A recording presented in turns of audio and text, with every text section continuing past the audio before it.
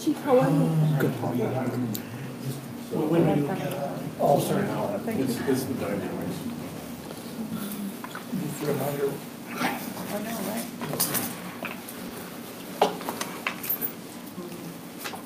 So how's Tina doing over there? Pardon? How's Tina doing over there? Absolutely. I like her a lot. Yeah, she's a go-getter. She works really hard. Hmm? She works really hard. Yeah, she does.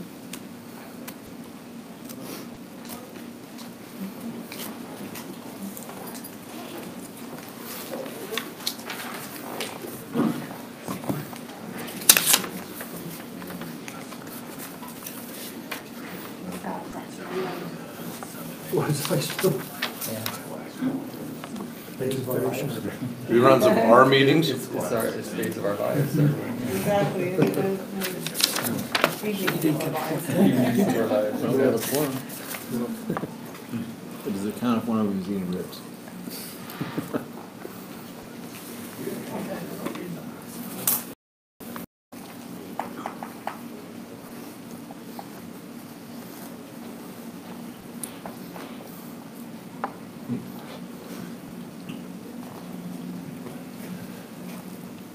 So Paula, tell me when you're ready. I'm ready. Okay, well, welcome everyone to the City of Cottonwood Heights.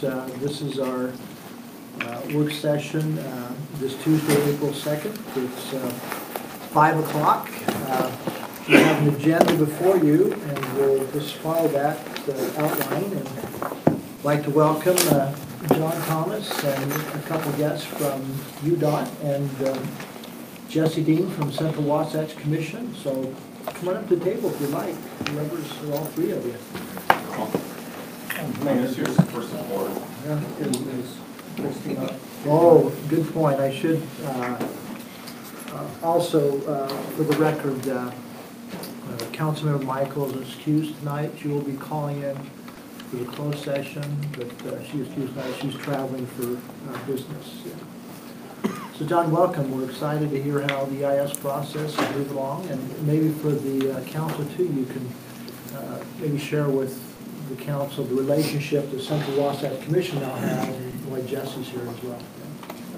Thank you, Mayor. City staff and council members, thank you. My name is John Thomas. I'm a project manager for UDOT and working on the Little Cottonwood Canyon EIS. And so I'd like to explain and take any questions that you have about some things along Wasatch Boulevard, Little Cottonwood Canyon. There's some things that affect you in Little Cottonwood Canyon. It may not be quite apparent why, but there's some things there. And then the second thing we'd like to talk about is the Transportation Action Plan that Central Wasatch Commission and UDOT are doing in a joint venture. And Jesse Dean is the co-project manager for that, and he'd like to talk about that. And what might interest you with the Transportation Action Plan is the parking study for a transit center. And some money that became available, and Jesse has maybe an ask for some help from you guys, so maybe that could happen with that. So to begin with on the EIS, one of the elements of it is looking at widening or improving Wasatch Boulevard. Turn on the speakers. The speakers are all off. No, this is the mute for this. That's not for Microphone, public. yeah. Does that mean it's not muted anymore? Are we good to go? They're good. Okay. This one's I Start could over. hear it. Should I start all over? No, it's This fine. one's I could hear it, so you're fine. This one's off, but I'm gonna leave it. So with the Little Cottonwood Canyon EIS, it is an effort to evaluate transportation issues in the canyon and identify some solutions to help provide more reliability associated with the avalanche mitigation.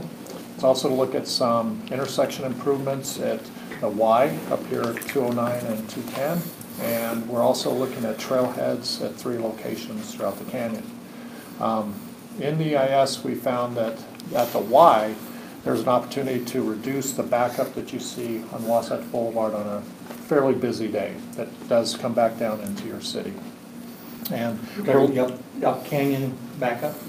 So if you imagine where 209 comes into 210. I just want to make sure I was understanding which direction. Yeah, so right now we get backups on busy Saturday that come back down 94th and down Little Cottonwood Canyon Road. You've seen that congestion. When we do avalanche control work, you see that and are impacted by that even more so. Two things we're looking at there. One is an immediate action for construction, not this summer, but the following summer will be to build a auxiliary lane. So when you come up 94 South, will become a free right. You'll have your own lane all the way up by Wasatch Resorts. It's about 3,500 feet, gives people time to get up to speed and merge. What our modeling shows us is that will reduce that backup that you see down Little Cottonwood and 94 South most of the time. It won't do it all the time, but most of the time it will prevent that backup from occurring a long ways down the road. The other thing we're looking at in the EIS is trying to address avalanche control delays. When we close our road for a couple hours, 4 hours at a time, you're all very familiar with those issues, backing up into neighborhoods, preventing access to and from the side streets and driveways. It's a real concern of UDOT, and so we're looking at avalanche snow sheds at locations that would prevent that closure from occurring about 3 out of 4 times. So in an average year, it's about 10 closures a year, and this would eliminate about 7 or 8 of those. The road wouldn't need to be closed that it currently is now. So you get that benefit. There's a lot of variability in the amount of time the roads are closed. Since 1971, we looked at the information, it goes anywhere from 3 times to up over 20 times a year.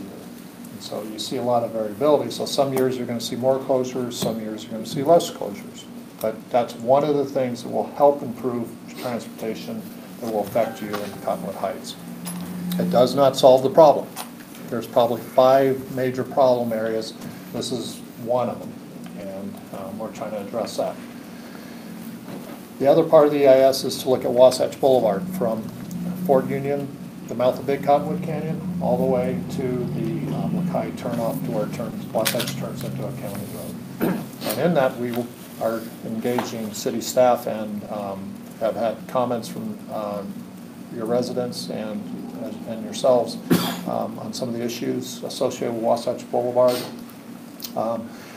We've heard those, heard many of those comments. We're still listening. We'll still have more input. April 9th, next Tuesday, we're having a public open house here in your City Hall in your meeting room, and we'll get more comments. But one of the things... And that's from 4 to 8, right? Yes, thank you. From 4 to 8 next Tuesday.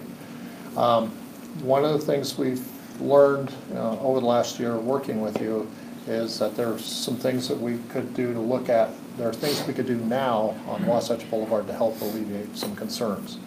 One of those is at Kings Hill. And one of the first things was there's a lot of trees and shrubs right on the inside of that corner that make that sight distance. Cars coming northbound on Wasatch makes it hard for people coming out of Kings Hill to see and get out of there. So we moved a few trees out of the way. We're going to do a lot more as our crews are coming off of snow control and moving into more summertime activities. The other thing we've learned about Kings Hill and Wasatch Boulevard is the concern for people trying to get in and out of there. We've installed a temporary camera for the last few weeks, and we're getting a lot of information about how traffic flows in and out of there. We've also inventoried the opportunities to provide accel lanes coming out of there. And so if you're coming out of Kings Hill, can we lengthen that right turn lane so people can have a little more room to accelerate? And we're looking at making some minor temporary improvements to that until we get to the decision on the full build for Wasatch Boulevard. At Golden Hill Drive, we're looking at trying to figure out a way to give people there a better way to get in and out as well on a temporary basis. Going to the EIS, and we're planning for the next improvements for Wasatch Boulevard. We're looking at several options, one of them being roundabouts, and seeing the performance of roundabouts. We'll be developing information for you to consider, provide input on. that'll be addressed in the EIS. We'll also be looking at doing a 5-lane cross-section. So a roundabout's new, no idea? They're not a little bit I mean, of as a, far as what's it for? yeah, it came from some of your neighborhood groups that we met with, and they have expressed a desire to evaluate those at Kings Hill, Golden Hill, and at the current High T location. So we put that into the mix, and we'll present that information. The other concept is to do something that we're more familiar with in other roadways, where we take a 2 or 3 lane roadway, widen it to 5 lanes, so that you have 2 lanes in each direction with a continuous left turn lane or a raised median in the center. What that does is give people a much safer environment to make those left turns in and out of the side streets. And we also would have some acceleration lanes associated with that. Additionally, there'd be bike lanes on that roadway, and then the city is, typically we would have a 5-foot sidewalk on each side of the road. And the city has requested taking the 5-foot over to take both 5-foots into 1 10-foot on the uphill side of the road for part of the trail system. And so we're trying to accommodate that. And other features include looking at giving buses priority at each of the intersections. So when things are busy, buses can go through an intersection while cars are stopped, and that gives buses a little more advantage coming through the corridor. We call that queue jumping. They would essentially go into the right turn lane and continue through the intersection while the rest of the movements are stopped. And that'll occur at Bengal, Kings Hill, and High T. And so it'd make buses work a little better that way. Other than that, the buses would be, I guess if you're back up all the way down there, they'd be able to skip that queue the entire distance, or they in traffic with them until they got to a certain distance from the intersection? That's something we've got to evaluate, because one of the problems is what happens if that right turn lane is only so long, but the queue's way back here. How do they ever get there? And so would there be a way to take that widened road, which now it has a 10-foot shoulder now? What if we had that as shoulder running for buses during the peak periods? So the shoulder would just be for buses in the winter time. So they consider it a flex lane? Yeah, considered a flex lane essentially, yeah. And it would only be for transit.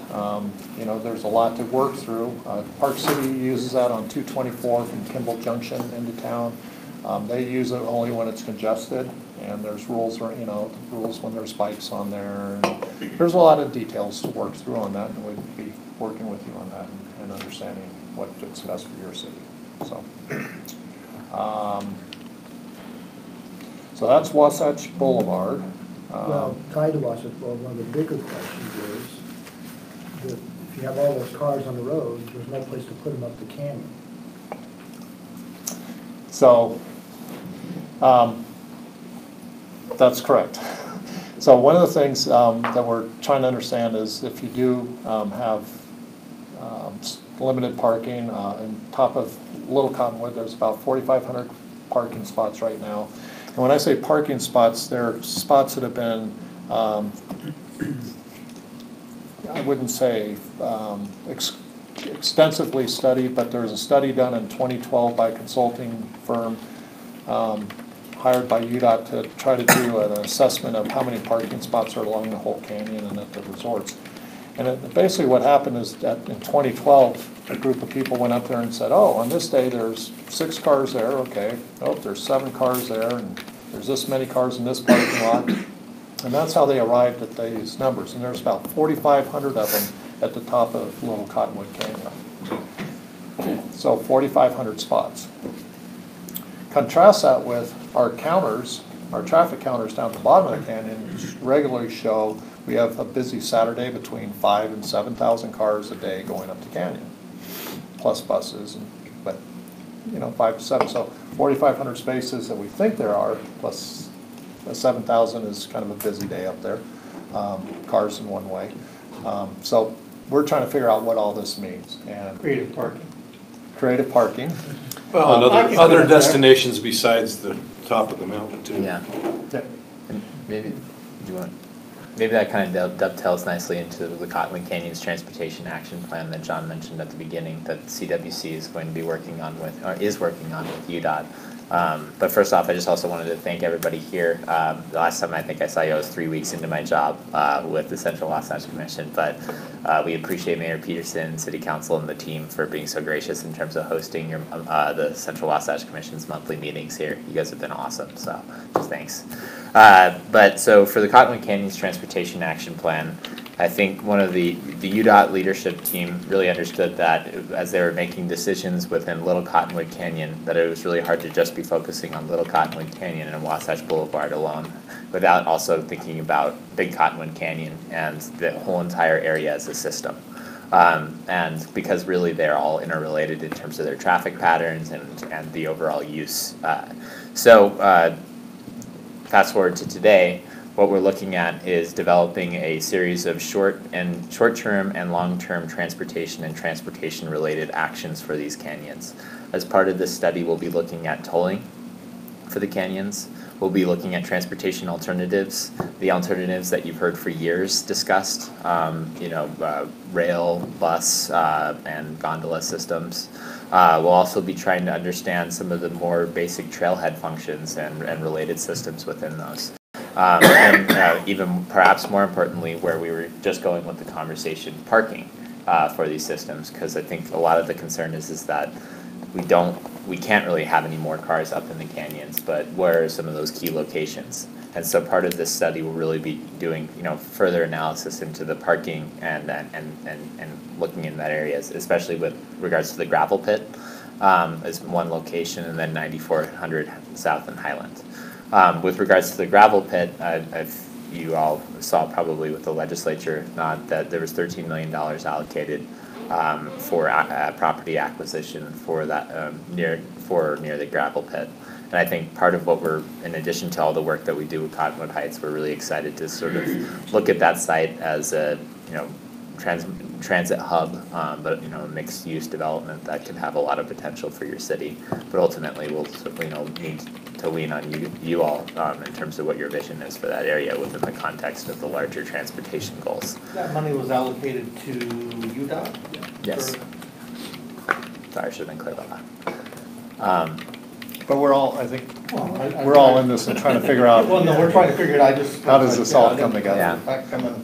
And just as a reminder, the Central Wasatch Commission is comprised of several different jurisdictions, UDOT and Cottonwood Heights being two of the members at the table here today. But I think part of the reasoning behind looking at this action plan from a more comprehensive view with us at the table is that we have the ability to pull in each of the jurisdictions to coordinate the decision making with regards to the larger transit goals, but also recognizing that there's a lot of short-term things that we can start fixing in the canyons, just as the EIS is looking at, but even and make sure that that's happening in Big Cottonwood Canyon so that there's some equity between both the canyons. Maybe you could show this too, kind of the time frame. It always seems to be the question. I know EIS has got its time frame, and then your action plan has a time frame. Yeah. Well, so they're really kind of operating in dual tracks where we're trying to kind of coordinate all of our actions. Our goal with the Transportation Action Plan is, again, to sort of hit the ground running. We have the open house next week. Wow, it's coming quick. And we'll be reviewing the draft goals for that project. One of the things we've been really stressing, or that our commission has really stressed, is that we don't want to just rehash projects that have happened, and try and restudy things that have already been studied to death in the canyons. But our goal is, as far as timeline, is really to start pulling projects out that are easy and don't require a lot of environmental process as soon as this summer, but ultimately finishing the Cottonwood Canyons Transportation Action Plan in winter of 2020, spring of 2021. And that would be the same trajectory for the EIS. But with regards to the action plan, the goal is to have the Central Wasatch Commission adopt that plan and adopt this prioritized list of actions that are included in that plan, so that we can sort of, have coordinated, gone through a process over the last 2 years, so we're not just coming to this and saying, and that means coming to you regularly to update you on the process and get your input as with regards to the priorities.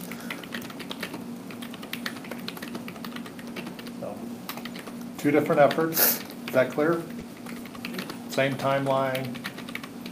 EIS is going to clear the Wasatch Boulevard piece. You have an opportunity as a city to engage UDOT in what do you see a vision for your segment of Wasatch Boulevard, and I want you to. Yeah, Mike's right behind you. Yeah, and so we want you to take that opportunity. This is something we won't get back to for a while, so. I thought an interesting piece, going back to Jesse's piece, is that, if I understand it correctly, part of the action plan looks at long-term funding and resources to maintain whatever's implemented. Yeah. i.e., Thank you for prompting me on that. Yeah. So again, it's actually both short-term and long-term. One of the kind of missing foundations from a lot of the past work that has been done in the Wasatch with regards to transportation and transportation-related improvements is just the lack of sort of the corresponding funding and how that actually works within a realistic model. And so what we've been able to do through our process is actually bring finance experts who will be working with us, and we'll be developing a guidebook in the next couple months to actually have us understand the funding options that are available, but then really start tackling some of the funding options with the specific alternatives as we go through the process. As just to be clear, we haven't gone down the road of saying which alternative is the right answer at this point. We really want to work with the public to understand what there is appetite for, but also understand the numbers behind the cost for them. So that's a great point, Mayor. Yeah, good point. Well, we applaud John and you both, Jesse, for allowing us to have ongoing communication. John meets in our neighborhoods quarterly. About 8 different groups. Yeah, and takes a lot of input. And Jesse, too, who's kind of new to the game, but has been very open and sensitive to Cottonwood Heights. So, yeah, we applaud that. And tying to UDOT, again, I've invited one of, I guess it's one of your team members, Jake. Jake Brown? Yeah. Yep, Nice. he's the maintenance station supervisor for the canyons. For the canyons, and we'll bring him to one of our future meetings. He'll talk about what happened last night, and this is really interesting. You start talking about avalanche control, you talk about how much snow they have to move, about the safety in those canyons, a lot about communication with the entities below the canyons. I think it'd be really interesting to bring him to this group so we understand, because of the impact it has on our city. And so I talked to him and Carlos, and they said we'll have him, and we saw it last night at CWC, and it's pretty interesting. Yeah. Yeah, he deals with avalanches, graders pushing big piles of snow. It's pretty amazing the amount of coordination between different agencies groups to make that canyon open every day. I had no idea before I got on this. You showed the parking challenges up there too, and with some of the parking challenges and trying to get a plow through. It's crazy. Yeah. One thing I thought was fascinating about last night and sort of thinking about it over the season is that I think this was the first time that there was like closures in the canyon just due to capacity for Big Cottonwood twice this season. That's a pretty remarkable thing to think about from a public safety and just a perspective of how busy these canyons are getting with regards to vehicle traffic. And you say this current year? Yeah, this was this year. The busiest ever. It's going to get worse. I can ask just one question. Yeah. It's timely because there was an article about it today, and I just don't understand the issue. If you don't know it, then kick it to Jake and have him bring it. But there was an article today on the Golden Spike, and one of the parts that they had mentioned is the railroad had built a spur all the way up the canyon to Alpha. Is that right? But it's no longer there. Is that right of way just no longer in the public domain? Was it private, or is what? I heard that if you'd move the road to where it was, a lot of your avalanche issues go away. But I don't know any of the details beyond that. Do you know? I know a little, and that it was along the creek bottom. Yeah. Up until about Tanner's, and then it found its way up on the north side of the hill. And they had avalanche sheds back then for the railroad and for the ore chairlifts, basically, that they use to get down to Tanners and transfer to carts and train. So there was a rail. I think because it's in the bottom of the canyon down by the creek, it would, and which is now forest land and repair, watershed, it would be very difficult to look at that one. Put in a new road down there with all that. Would be very tough. I Actually, didn't have to be an answer, I just didn't have no idea what it was. yeah, the primary reason I think the road's on the north side is to get that sun, keep it out of the shade as much as possible.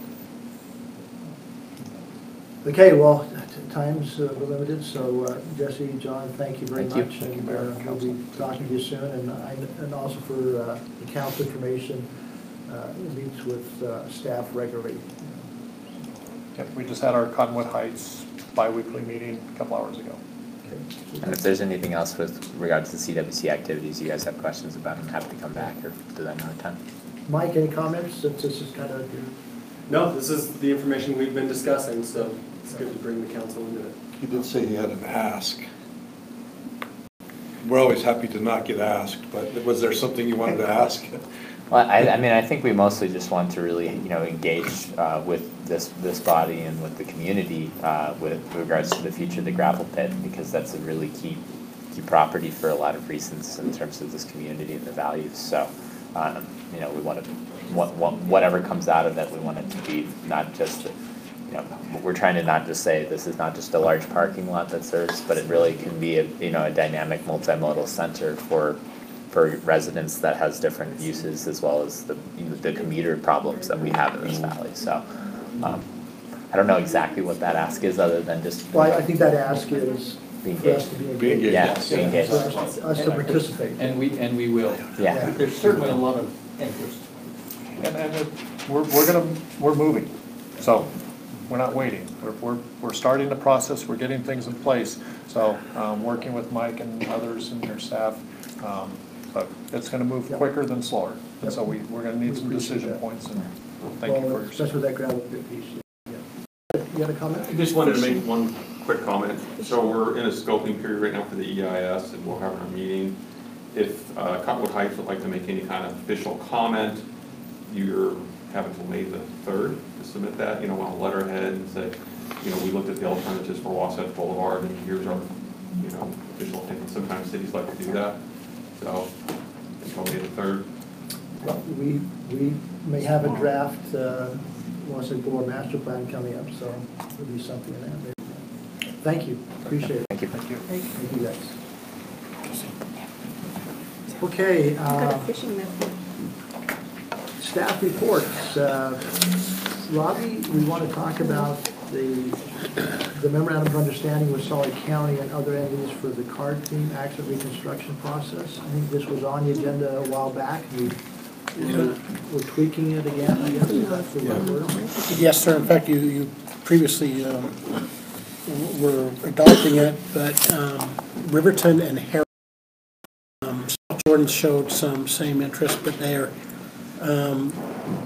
choosing not to participate in the agreement for the car team. They want to proceed on their own without UPD and the rest of us.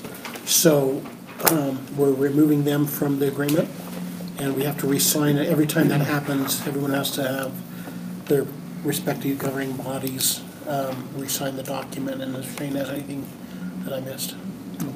So who is then? Who's left? So you have Salt Lake City, UPD and all their affiliates, Sandy, Murray, Cottonwood Heights, Draper. Is Midvale then? Well, Midvale's part of UPD, yeah. West Jordan. So I was thinking, so Yeah, the West ones- Jordan, the one- South Jordan. The Sandy, Midvale, and Holiday, which is around us, which would be logical to me, in my thinking, yeah. Right. You said South Jordan is not proceeding, or? This South Jordan did have some conversation about joining the other two Oh, okay. cities, but they have not. And I'm glad they have not. So they're still in the agreement, and I hope they continue. Chief, have you found these beneficial in the past? Yeah, the way it works is if there's a major accident or even an officer-involved shooting or any major crime, then these professionals come out, and if you have one of those, it is staff intensive, so it takes all your resources and more than you have in any one city. So if you have a fatality, it keeps the officers on the scene to handle initial reports for service and calls for service, while other officers from all these jurisdictions converge, reconstruct the accident scene and rebuild it and render aid and do everything they need to do to produce a final report for the venue agency. So it's very valuable to us. You know, it's a fleeting expertise in accident reconstruction, and there are very few people who actually have that skill set anymore. So we're trying to rebuild that with the young guys. And we have, of course, the Faro and some of the technology to go with it. Harriman and Riverton have elected to buy their own. It's at great expense, but I'm sure they'll do well. So I guess the short answer, the biggest one is it allows our patrol people that are handling normal calls to be able to continue to do that without being completely drawn down in the case of a major accident. Right, Or a so critical incident here. the initial response will take the fire response and the police response, and once we determine that's a major scene, they'll call out the car team who has a very short time and they're on pagers and phones, and then they converge. There are several teams that host it, and then How many of our officers do we have 5 on the team. that are available for call-out? But they're on different teams. There are 3 teams. And so one of that scheduled team will come up and will leave the officers on scene and go back to doing the day-to-day business of the city while they produce. So, am I accurate saying this is a little bit like in mutual aid, like in fire?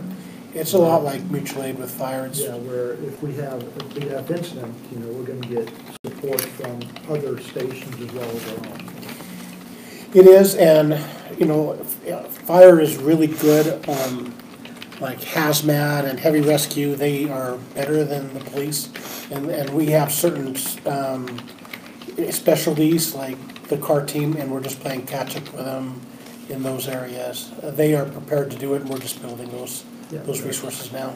That's why I'm supportive, because when it comes to public safety, if we can rely on all those resources. Yeah. We had that incident on Redwood Road over the weekend, Right. for how long that would just be. But we used them. Remember, we had the pursuit the other day with the homicide suspect. Anything like that. It doesn't have to be. We'll use the car team to produce a good document to record the event and produce recordation for court proceedings or civil proceedings. It's a good service to provide the community. Okay. Any questions on that? It'll be on our business meeting agenda tonight. We've talked about it before, but appreciate having information. And while we're on public safety, Mike, let me just turn just a minute to you, and you want to share with us some information from UFA. Yeah, thank you, Mayor. So this is this year's published document of our accomplishments and what the chief calls wicked issues in 2019 initiatives. So this talks to the year 2018. This is the second year that the chief has done this, and this is a quick view of what was accomplished in 2018 and what we're looking forward to in 2019. The chief forced this to one page, so we really had to be selective about, we had, I think, 2.5 pages of things, and he just wanted the higher level, most effective things. But you'll see progress listed in the things that were initiatives before, and in this document you'll see initiatives that will become the progress report next year at this time. So the headers are best practices, capital replacement plan, culture and pride of ownership, professional development, stakeholder engagement, employee investment, 2018 call stats for UFA, and then the member agency survey results, wicked issues in 2019, key initiatives, and it's just a great roadmap for us. This ties right back to the strategic plan. And, which we all got to be a part of, yeah. at least the matter we learned it was created, yeah. And so these have been placed on these poster boards, and we're giving them to all our members. If you would like to place those somewhere or post them or whatever for reference. Yeah. Also, Mayor, thanks for your participation in both the board meeting and compensation and benefits. Mayor Tingy, thanks and Scott Jurgis for being the city manager, CFO. meetings, and thank you so much. Your map on the fireworks restrictions, that has no suggested changes from our fire marshal. So that's some really good work, and it's great for you to be ahead of that so early.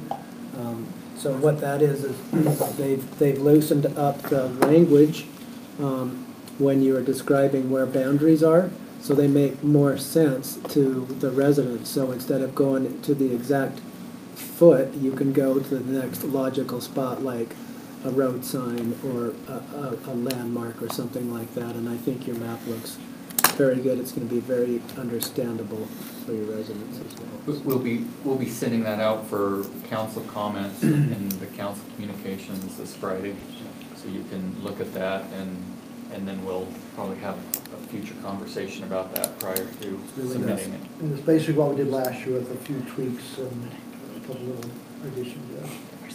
Thank you. Okay, thank you, Mike, appreciate that. Matt, East Jordan Canal Trail. Mayor and council, what this is some of you who've been on council for a little bit might remember that about 5 years or so ago, the city requested that we be able to use the portion of the East Jordan Canal that's covered, piped and covered. It's on the north side of Mount View Park, runs off Fort Union, and putting a trail on that. We went through, and Shane can certainly best answer this than I can, but we went through a process of going through an agreement.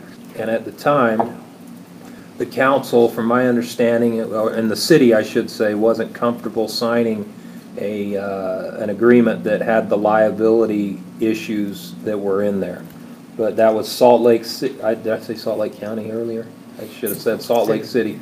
But Salt Lake City, who manages the East Jordan Canal, is requiring that we sign their agreement that kind of places large liabilities on the city for reconstructing or removing the trail in case of emergencies and things of that nature, as well as your regular liabilities of people might getting hurt on there and whatnot.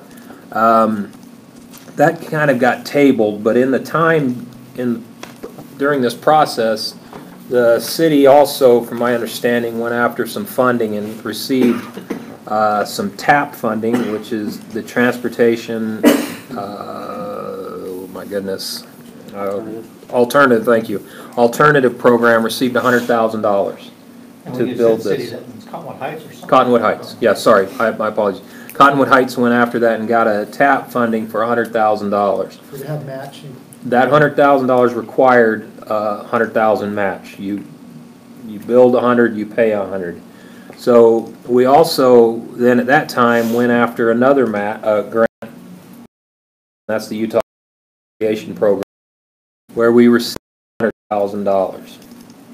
Now that we have funds, it appears, to be able to build a trail on top of the East Jordan Canal.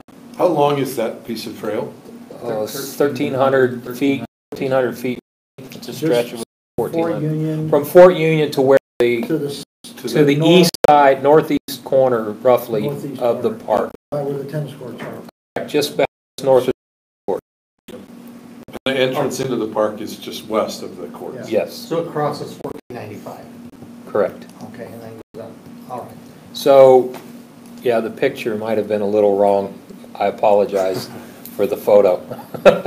So what it ends up being, so anyway, we have this $200,000. And in speaking with the Utah Outdoor Recreation Program, our agreement in that also requires that we come up with 25% match. So in other words, we're liable for $25,000 of this project. Of 200,000. Of the 200, correct. So we committed to that when we made the application, correct? Well, I would assume so, yeah. Yeah, I would assume so. We were committed to it when we made the application. So we're at this point. We have funding, but the $100,000 we applied for, it's kind of been, there's been a bit of a misunderstanding, to be honest with you. We just found out, reading a little closer, that $25,000 cash is required. Okay, so the 100,000 we thought was going to cover the 100,000, there's $25,000 liability, just so you're aware. We can build, we estimate we can build the project for that if we want to move forward. What's at issue now is whether or not the city would like to enter into that agreement with Salt Lake City, whether Cottonwood Heights would like to enter into the agreement with Salt Lake City for the use of that land, getting an easement across that land. That's where we are right now, and whether we want to push forward with that. I've talked to Shane about it, and I'm not going to speak for him, but we're kind of we wanted to bring this to you as a council and decide, do you want to push this further and go into this and work on this agreement? Because, like I said, and so, or do we want to, you know, in essence, return the funds? Now, I've spoken to Utah Outdoor Recreation today, and we actually, if we can make application for that money again if we have another recreation program we want to use. I mentioned the Bonneville Shoreline Trail as a possible option, being able to put some more money into that. They were very excited about that prospect if we wanted to go do that. The TAP money from the state, we can reallocate to another project, another transportation project or a trail project. But once again, we'd still have a match portion of that, up to $100,000. 50/50 match. Yeah, correct. So that's really where we are. It's 25 grand to get 200 grand is the way it sorts out if you get all of the pieces together again. Yeah, if you can make all the pieces fall in place. And so the question is the direction you want to go. This has been sitting on the table long before I got here, and it's just been out there, and it hasn't had a lot of movement. Recently it's had movement. The state's calling and asking, what are your plans? Maybe we can take a minute and let Shane Yeah. talk about the liability question. How Yeah, back in, seems like it was about 2012 or so, we spent some months negotiating with Salt Lake City on this, and what it came down to, as Matt indicated, was a few things. At that time, we were coming up with the bulk of the funding, and so we wanted to make sure that we were getting something for that, and so we were pushing for a permanent easement along this corridor, and Salt Lake City was just willing to give a license, which is revocable at any time, and so that was one of the main issues, whether we were willing to, you know, get this license and put in $150,000, $200,000, whatever the number was at the time of city funds, and then potentially have the license terminated by Salt Lake City because of some change in their circumstances. As a practical matter, that may not have been a big risk. That canal has been there for a long time, and it's been covered for a long time, and probably will continue to stay that way and be an appropriate or feasible place for a trail. But that's kind of one of the big risks that we're up against. As Matt indicated, all of the potential liabilities for use of the trail were going to fall on the city. That's understandable, and we can typically cover that through insurance. So those were the big issues that I remember from it.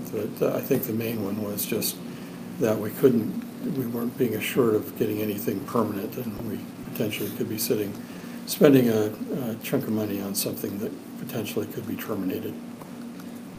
So, a big part of this project, a priority for you to pursue, there's some positive aspects of it, obviously, on the trail side of things, and also Mike Johnson indicated to me that it is in some of our plans to connect bikeways as well. Some of the potential challenges, and I've come from we developed a trail along a canal corridor. A lot of times you'll get individuals that own property up adjacent to that, even though that there's walls and fences. There can be a lot of concerns through that process. So I'm just making you aware of that. That's not any reason why you wouldn't move forward with this. But I think the biggest question is this a priority?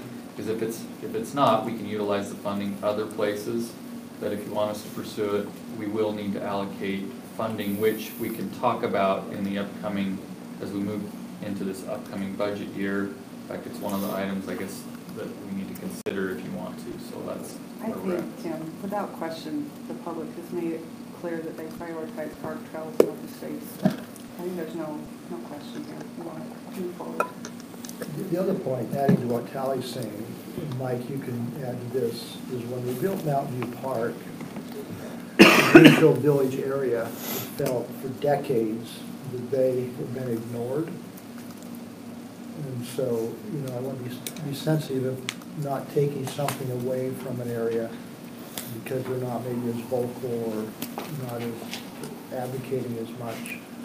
And the third piece of that, from a planning point, this may be you, Mike, is by connecting right there between the target, the trail access, and isn't there a light and stuff, is it a functional, usable thing to access the park from there then? Yeah, so the old farmer, it used to be Farmers Insurance, it's a health clinic now, but you can see where the road, that's where the trail would begin, and it's right by a crosswalk that takes you into the retail center there. Yeah. Conceptually, I've always been excited to have that connection from that side, because also when you get at the end of that trail, you come into Mountain View Park, then you have the trail through the park.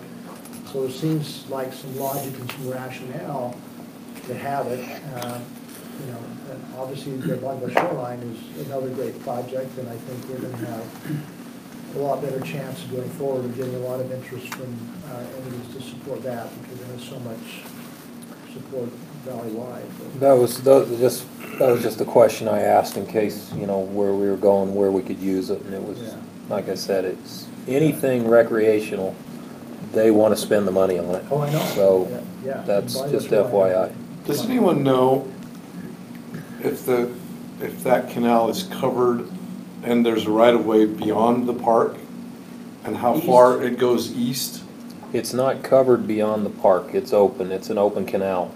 Up until East that. up, yeah. Can you pull up Google Earth? Yeah, I'm looking at it right now. Looks Please. like it goes, there's the home is right behind the tennis courts, and it looks like it ends about halfway up Right there. there. So you couldn't make a connection through there? Well, It would be eventually, someday you could. Well, if they pipe it, yeah, if it becomes piped.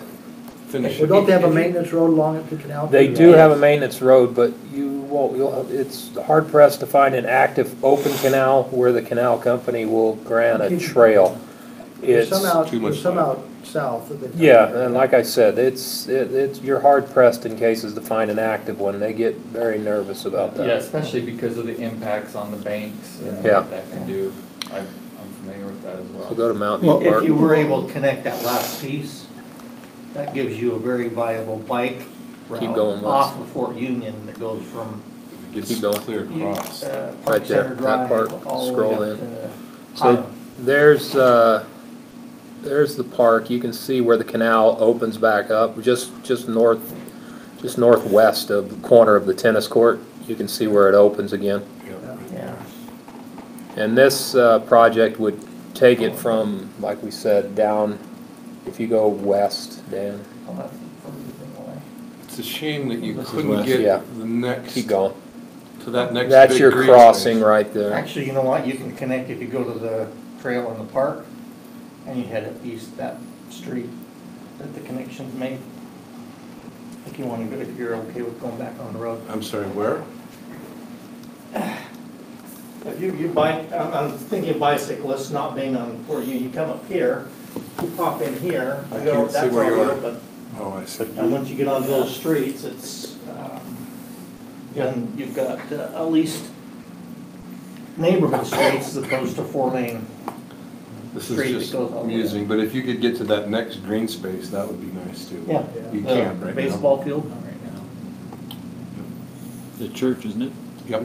Yeah, is it currently being used as a baseball field? Not too many more. Not very often. It's a, well, I shouldn't Well, say that. thinking of connectivity, it just seems logical to me that we want to move on this, and it gives us, again. It's a piece of the a trail. piece, And someday, going forward, I think you'll see greater opportunities. Again, use example of the Jordan River Parkway, there are pieces of that that we thought we would never see happen, you know, and it eventually does. And so, if Shane doesn't say there's unreasonable expectations on liability. Let me just remind everybody of something, and again, this is just a bit of information for, that, just a reminder for those who were here and maybe some new information for those who weren't. This is kind of coming off what Tim alluded to. People may not like, whose backyards abut this, may not like people now walking along that, and we ran into that up in the old mill area, remember, and we ended up having to put up fences to protect the backyards of those neighbors. So we may run into that sort of thing. Well, we may want to have a public hearing and let people know that it's coming and let them make comment too, yeah. The first step in this is getting this agreement. Now, time-wise, timing, June of 2020, the grant for outdoor grant goes away. The state doesn't have a deadline on it, but like I said, they're calling and asking what's going on. I haven't taken the money yet. Yeah. So, assuming, excuse me, assuming the legal work is sorted out, would you attempt to do this year or not? We would have to get on it fairly quick, yes, because there's processes, obviously, because of the money we have to follow that extend a project longer than you would expect. It would be in the 2019-20 Budget. year. Yeah, we would go into construction, Late you know, summer. yeah. Yeah, we'll to me with the push it. park right there, it's, unless there's some obstacle that I don't see, it's something that I would definitely want to pursue personally, but I know I have a bias in that stuff. We can look, I guess one question I would have, it might be good to really understand what the people adjacent to it, how they feel, because like I say, I had a project a couple of years ago in another community that I used to work for, and there was, we received the funding, it was just almost like this a little bit longer, and I was amazed at the opposition of all of those residents. I mean, hundreds would come to the meetings in opposition, so it may be good, we can pursue this, but it may be good to understand where they are at as well. That's just my suggestion. Although I think that's fundamental. And they may want to, one of the, Dad, it was 4 or 5 years after we incorporated, those same neighbors for a long time had dealt with flooding in their basements. And it took the city's work and cooperation on a lot of analysis to demonstrate that it actually was canal water. And that's what precipitated or initiated the city actually taking and covering it and doing all the stuff. So now that their canal water stays in their canal. So Well, there has been some definite benefit to the Yeah, neighbors there's as well, a but they don't have neighborhood group there, you know, their, the Bells and all that stuff, that is very, very strong advocates. They talked about the trail years ago, and were very supportive of it, and of course the park, and what's name on the corner that by the tennis courts, what was his name, but when we built the tennis court, we were nervous that he wouldn't want it right there. He says, oh no, please, we want this stuff here because it's better to have it finished and completed. So I suspect they have plenty of people back there anyway. Yep. I mean, if you just look at it, you can see it's yeah, and typically that's what happens, is it finishes off and allows for police to patrol it easier on big bikes and stuff. We got a trail there. It's but those are good points, and we want to communicate if it's a public meeting or a neighborhood meeting. But I would really like to see us proceed through the due diligence process and, you know, make sure we cross all the T's, dot all the I's. But yeah. So what that will mean is in conjunction with the budget process, we'll have the agreement moving forward as well, and then as far as the allocation, I mean, you'll have to make a decision on the allocation for this upcoming budget year. And I would assume, Scott, we would look at probably capital, some of our capital funds to enhance, or that matched amount, we'd have to increase our capital funds, and that would be a budget decision. And that'd come out of the capital fund balance. Yeah, we could definitely do that. And in addition to that, we'll, I think as we move this forward, we'll get that input soon from some of the, probably not prior to the budget process, but we'll get input in this. But I think the key too is that having a neighborhood meeting down in that area would be valuable. I think another thing that's happening in that area too that we would indirectly tie, Mike, would be the tree planting. Mhm. Yeah, to kind of tie those together maybe. Yeah, that was, what's that? 30 trees? 30 trees, yeah. Because the trees we put down when we built the park, they didn't make it because they were like 1-inch caliber. Yeah. These would be bigger ones, yeah. All right, Thank you. any further questions on that? Okay, Mike, want to go shoreline, trail project? Yeah, this is, I don't have a ton of information on this, but this is one of the action items tonight. The interlocal agreement from Salt Lake County was recently approved by the Salt Lake County Council, and this is the awarding of $1.5 million in funding for planning, construction, design of the Bonneville Shoreline Trail as it runs through Cottonwood Heights, analyzing connections into other cities, planning trailhead locations, and actual construction is included in this funding. The county approved it through their Transportation Choice Fund, which we were awarded late last year. So this is just the interlocal agreement that makes the project official. There's I think built into the agreement is a 5-year timeline. Funds are allocated on a reimbursement basis. So you spend project funds in line with what's been awarded, and you submit for reimbursement, and they just reimburse the project up to that $1.5 million. We've reviewed the agreement. It's pretty standard and straightforward. So this is just the kind of the final trigger to start the project and kick it off. Do you by chance have a timeline of when you say kick off, after the kickoff, kind of what are the steps in the process you're going to? We have some preliminary ideas of what things to tackle. So for a portion of it, yes, we think there's value in further planning effort is in terms of identifying trailhead locations and public access along the alignment of the trail. So I think something we'd start fairly early is looking for a consultant that can help us objectively analyze and quantify, what makes a good trailhead location and identify some specific areas along that trail alignment that would be good for that. And then the rest, we've got the Forest Service that's actually beginning construction on a portion of the trail this year, so seeing if we can piggyback on that momentum and start from there. And then just looking at the rest of the alignment and identifying the challenges and trying to address those. Well, there's a lot of interest in that, and Yeah. depending on your timing, is that there'll be additional opportunities later, early fall, to make applications for additional funds if you've got additional needs based upon your preliminary analysis. Yeah, and we plan, once this is in place and the county's accepted it back, and then, we plan to jump right in and kind of pursue it fairly aggressively.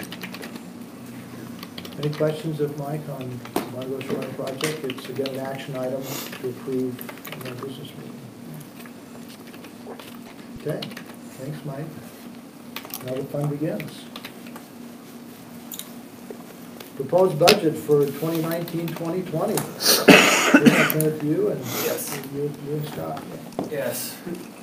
We're actually really excited to be at this point that we're at with the budget. There's been a lot of input, especially from executive staff and also committee members, which all of you have served on committees related to compensation and benefits, and also our budget and capital committee. So anyway, what we wanted to do tonight is go through what our proposed budget is. It includes recommendations from both committees, both the budget committee and also the compensation committee, and give this to you for you to review specifically for the next couple of weeks, and maybe even the next month if you'd like to. And the process will be, we'll introduce this tonight, questions, and then if you have questions between now and in 2 weeks from tonight,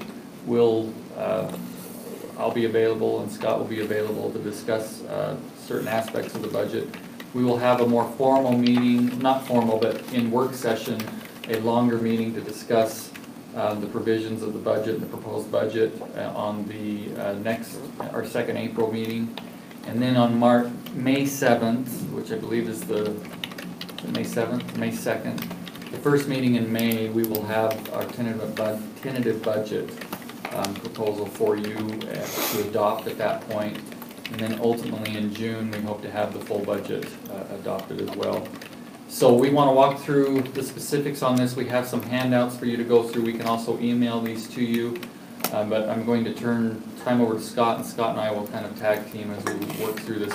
We're going to start into revenues, and then go into general fund, and then capital fund, and then we'll definitely discuss the expense points as well.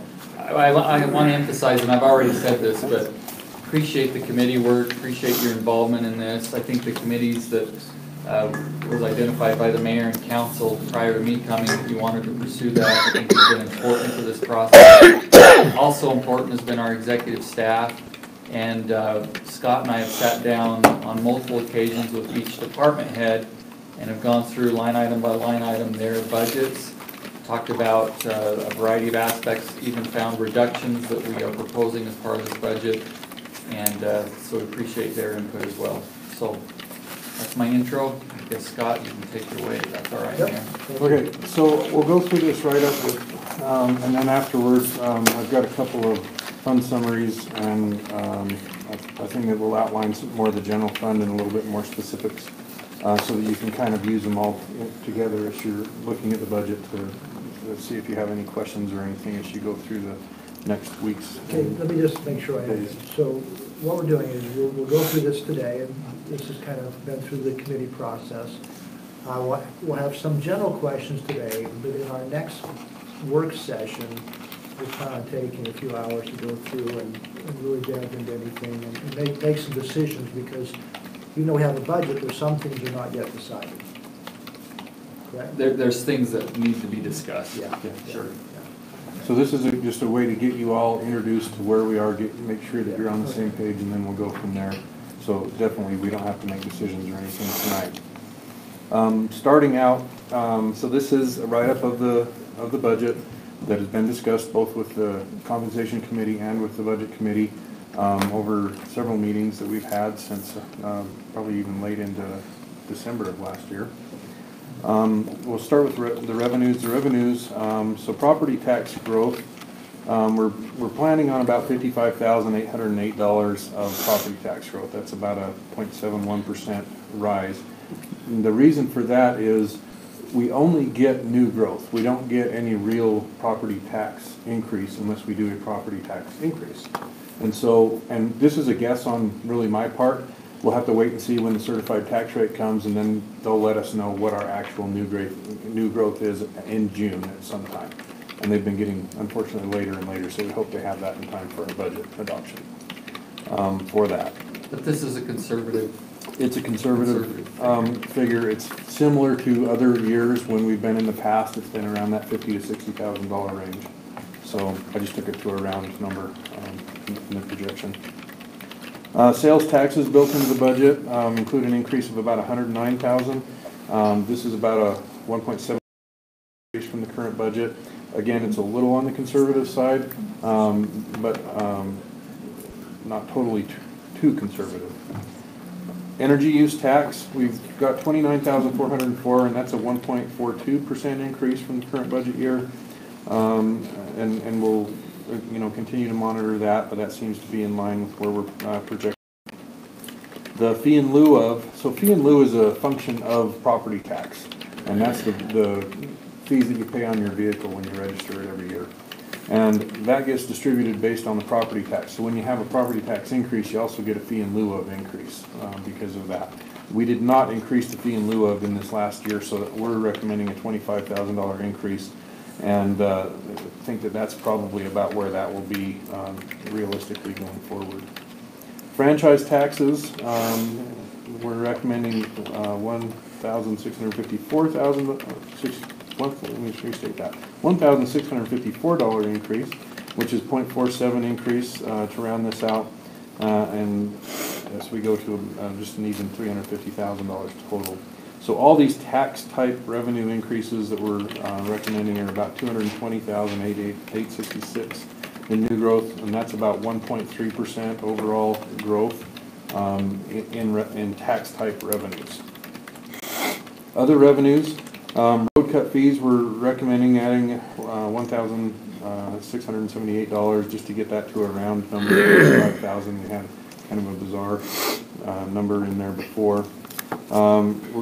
The Crime Victim Assistance Grant, we need to reduce that out of the budget. That grant we're no longer a recipient of, and so that money will never be received because we're not a participant. Class C roads funds, we've talked about this multiple times.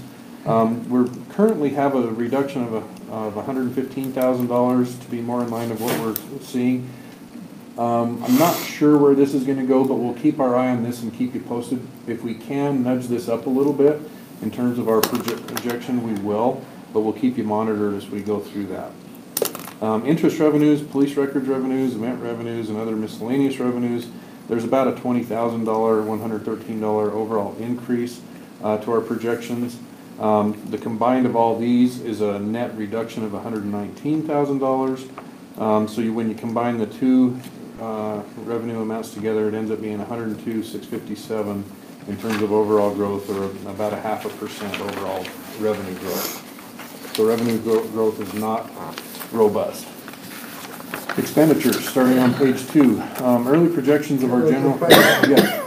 How about the last quarter of the quarter? Is that new revenue?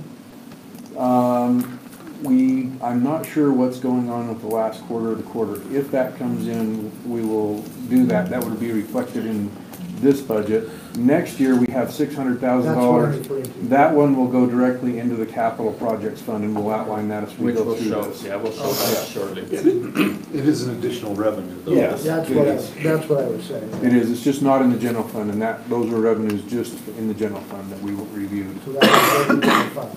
Yep. Capital is where that, Governmental accounting. Yeah. So we're continuing on with expenditures in the general fund only. So our early projections for our general fund ending balance for the 2018-19 budget, the budget that we're currently in, is about $3,929,000, and that's a growth of about $191,000.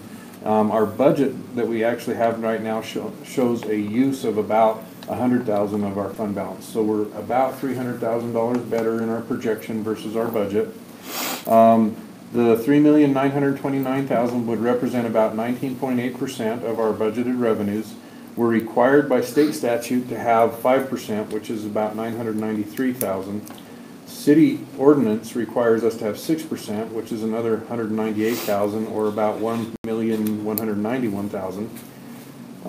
So in addition, there's a reserve for compensated absences, which is for the PTO and vacation balances that we have. And this is booked at about $485,000 each year. It fluctuates depending on the hours that are on the books at the end of the year. So that would leave about $2,253,000 available for appropriation of that fund balance. So while the 3.9 is 20% of our budget, about half of that 1.6 is reserves where we, by ordinance and law, we're required to keep, and then the allocation for PTO or separation. Yes. Yep. So going into the employee cost and compensation related items, the current COLA is recommended to be 1.9%, which is based on the national CPI index that ended in December, and that was 1.9%. The overall impact of that is an increase of $142,037, and that would be applicable to all employees. The current recommended merit would be 3.7% or 3 steps, and that's in line with the current recent history of merit that has been planned and budgeted for. And that's to recognize the growth, knowledge, longevity to all those who are not at the top of their range. The overall impact of that is about $255,000. It would not be applicable to the employees near the top of their respective salary ranges for those ranges that do not match to market. Anybody that's largely out of market, we would probably recommend an increase to those employees. If you wanted to reduce this to, it would be 2.5%, and it would save about $66,000 off of the $255,000 recommended for the three-step. So some notes is currently South Jordan City has done a market study. When we compare to that, just literally on a job title basis, it looks like about 24 of our job descriptions are out of market by more than 5%. We have about maybe, I can't remember if it was 36 or 37 total job titles that in the city. And so the average that we're out on those 24 job descriptions is about 16%. And so with the recommended market study that you'll see in just a moment when we get down, next year we expect to see some upward adjustment in recommended compensation. And so we recommend that you keep the merit at 3.7% to help to bridge that gap between this year and next year, what we're anticipating to see in recommended compensation. This also helps to address retention and recruitment of employees as well, so those are some good things. Healthcare costs are, an increase is projected to be 5%. Heather Sundquist told me today that they're expecting, I can't remember if it was Monday or Tuesday next week, an update on that, an early update, and so we'll be able to refine from that, and that will be their first real stab at a recommendation. Yeah, UFA was just under 5%. Yeah. And so we'll see how that goes with that. The impact of a 5% increase would be about $47,000, and we'll keep our eye on that as we go forward and see if we can't bring that in a little lower. So other non-employee cost changes are next.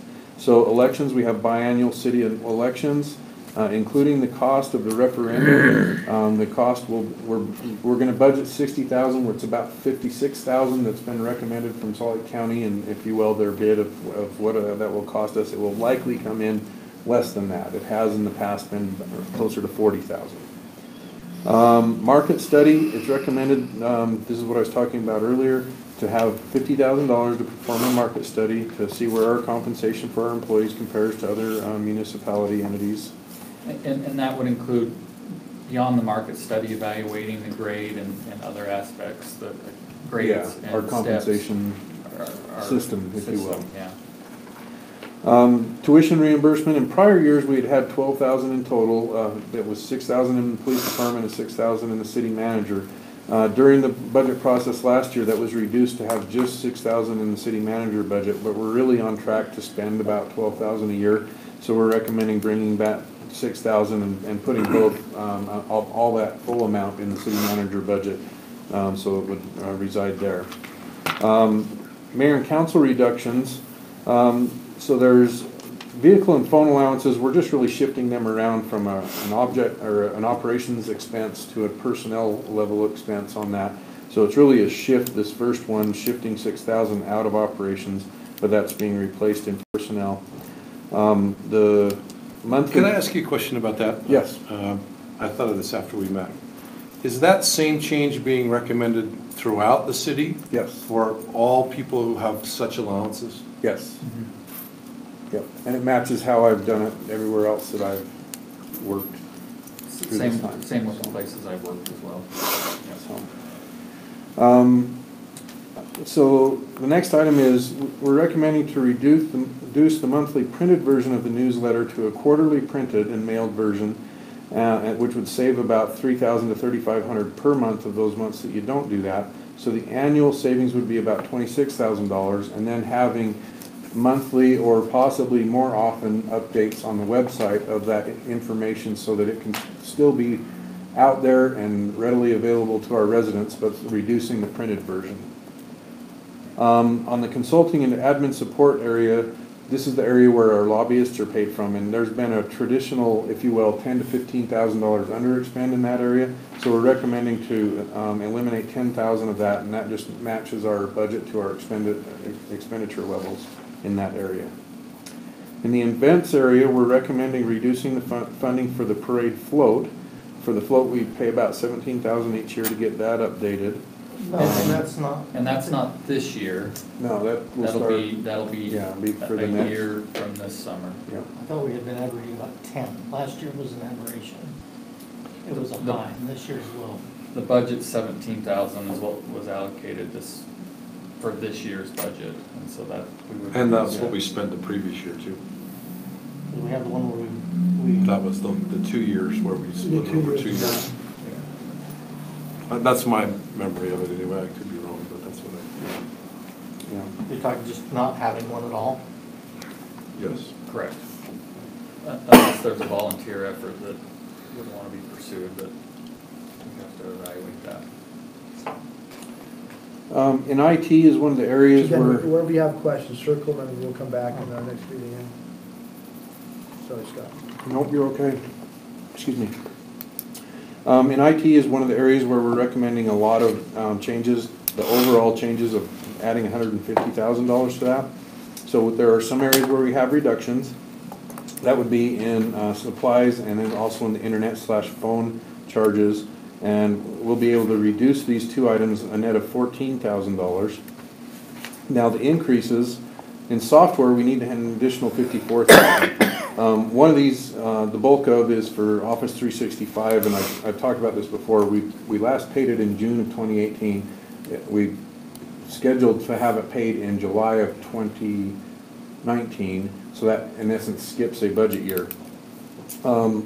We thought it would be about in the $30,000 to $35,000 range. Matt actually got the invoice on this today so that he kind of knows what to expect. It's $36,000 that will be for Office 365 renewal when we have to pay that. So that's the bulk of what that changes. There are some other software items that need to go up according to market and or missing in the budget. IT hardware will need another $88,000, and this is largely driven by needs in the servers, switches, and networking areas. There's some computer replacements, whether it's a laptop or desktop, but it's largely in the server areas. So is that itemized for you that you need then, that 88,000? Is that, I mean, that's obviously a lot of. Yeah, Yes. he has lists of each one of what he's planning to do. Yeah. And we meet every other week, Scott and I, with IT on IT issues, and yes, that was itemized.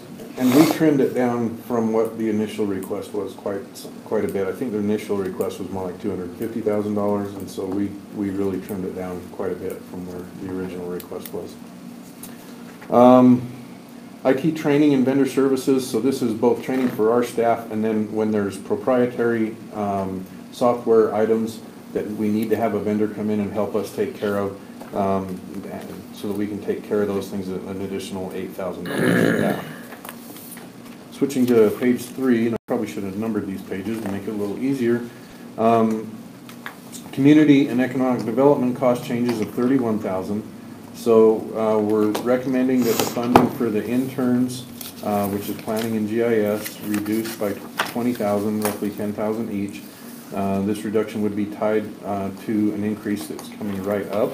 So the funding for a planning technician, which would enable the division to provide additional long-range planning efforts and pursue some sustainability objectives for the city, and to cover the tasks currently being performed by the interns. The overall cost impact of adding this planning tech is $60,000, but when you count the reductions of the two interns, it would bring this down to a net $40,000 impact. They kind of need to be looked at together. Funding for affordable housing report, we're required to do that. It could be as much as $10,000, but maybe a little less, and we'll keep our eye on that if we get a little bit better idea on what that cost is going to be. And then building permit software so that we can have electronic submissions of the building permits, and this is something that we need to fund at $1,000. Moving to police, net changes of $49,000 reduction. So the decreases are $61,000, which is part-time investigator reduction of $37,000, leased equipment reduction of $10,000, the cell phone reduction of $12,000, and then contract services reduction of $2,000. And then increases are tied to really Spillman dispatch fee increases of $6,000, and then Spillman records management fee increases of about $6,000. So as they net together, that takes you to the 49,000. For fire, excuse me, for fire, we're having a placeholder in here of 184,000, and that represents a 5% increase. The current projections, I think, are 4.56%, and 4.54, okay, increase. And so this is a placeholder as they work through their budget until they finish that, and then we'll update that accordingly. Public Works changes. So there's a combined savings of 155,000, kind of broken into two parts. One is Matt went through and did a lot of right sizing of accounts throughout, and all of that right sizing netted a $30,000, $738 savings. So that was good that we went through and did that. On the next item is eliminate the Gilson Engineering contract for $285,000 and replace this with funding for a staff engineer. That would cost about $135,000, and then adding $25,000 to engineering services. So the net, when you combine all those together, is a savings of about $125,000. Overall FTE changes is reducing the 2 interns, reducing a part-time investigator and police, adding a planning technician and planning economic development, and increasing a public works engineer. So transfers out. So in capital projects, we're recommending transfers out of $132,000, and we'll detail that when we get to the next page. The debt service fund, transferring out $1,863,000 for debt service, and that's about a $125,000 increase over the current year. And so all this relates to land and buildings of $1,126,000, police vehicles 420,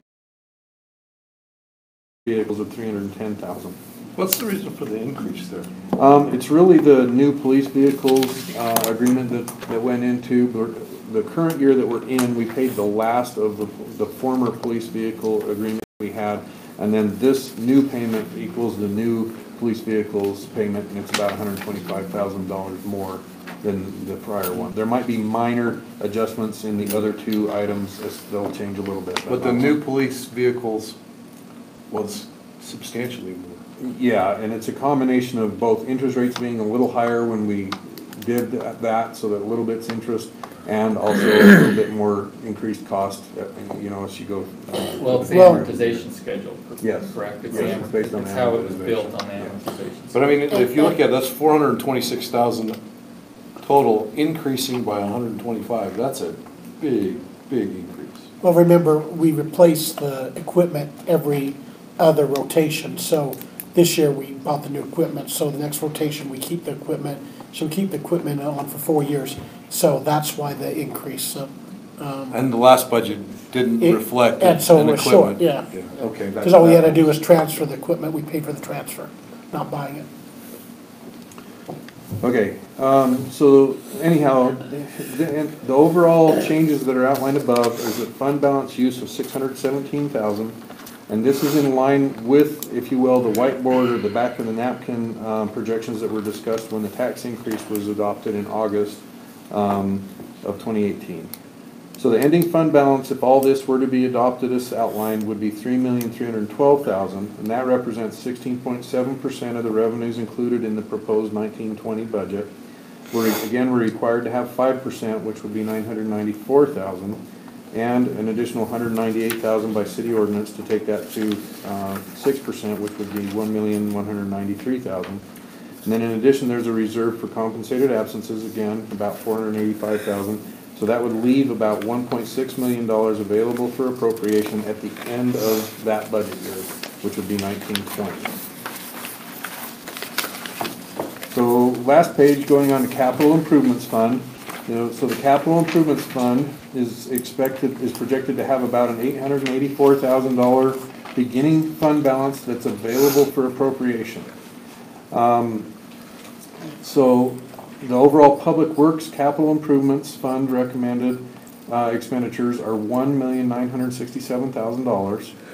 The street funding is recommended to be $1,650,000, and you can see the breakout there. City striping $100,000, neighborhood slurry projects $667,000, prep work for 2021 projects $125,000, Scottish Drive overlay, $595,000.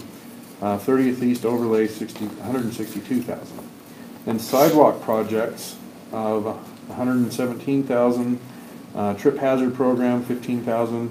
Sidewalk project for 50/50 program, $50,000. And the 2700 East sidewalk project, about $52,000. And then the stormwater projects, Ferguson Canyon outfall line, $200,000, and that's really a carryover item from our current year that won't be finished by the time we get to the end of the current year. Trails projects. So we've talked about the Bonneville Shoreline Trail just a moment ago. So net cost of $1.65 million. So revenues of $1.5 million from Salt Lake County. So the net cost to the city is $150,000. Ferguson Canyon Park and Ride. This has a required match of $125,000. The timing's a little up in the air, but it may happen this next year. It may get delayed, but we're going to go ahead and budget that so that it reserves that in our fund balance for that. Overall capital improvements fund revenues are $2.1 million, and this, Mayor, is where you would notice that. So roads, $600,000 from Senate Bill 136.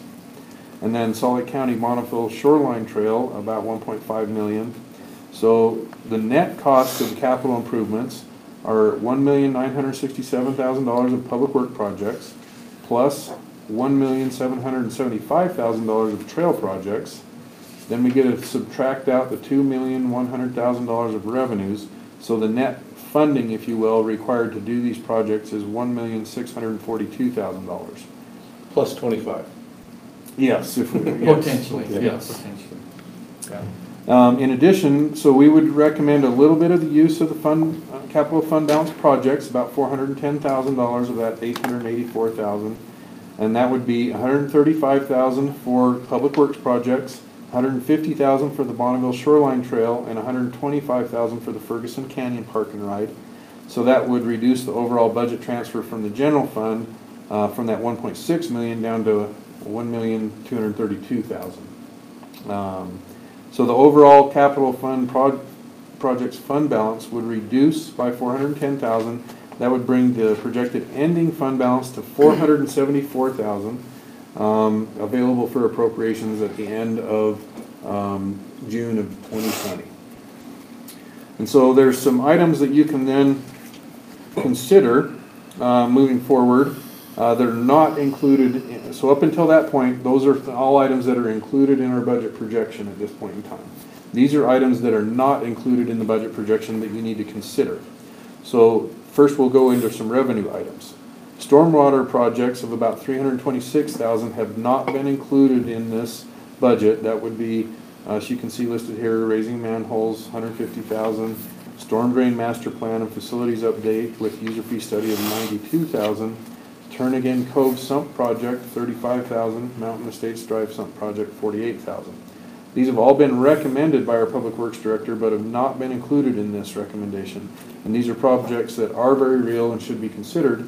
And we would recommend implementing a stormwater fee that would generate about $500,000 that would allow these stormwater projects to be funded both this year and in future years. So if you're interested in us pursuing this, if this is a recommendation that you want to move forward on, between now and roughly, well, even our next week when we talk about this even more, we will have cost estimates prior to the May meeting on what the billing charges would be, because we are looking into that right now, just so you know what the cost would be for us to bill if we did implement the stormwater fee. The budget committee also recommended that we consider doing that with a property tax rather than a stormwater fee, so. Yeah. Yep, definitely an option. Telecom fee. 500,000, about half of what we did last year. This year. Well, not necessarily that you would do it this year, but that you would fund it from those revenues and do it If when you you chose need to do it. A telecom fee, this is not recommended this year, but if you added a telecom franchise fee, that would increase revenue about maybe $450,000 to $500,000 if that was ever chosen to implement. Which many communities in the Salt Lake Valley do. Yeah, and I don't know a percentage, but from my quick look, I would say that 75 or 80% of the communities do the complete set of franchise fees.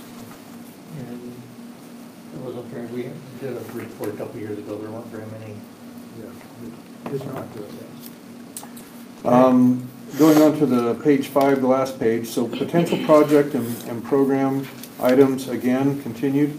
Solar at City Hall, so this would need to be considered as an increased cost, and we're trying to figure out exactly what it is.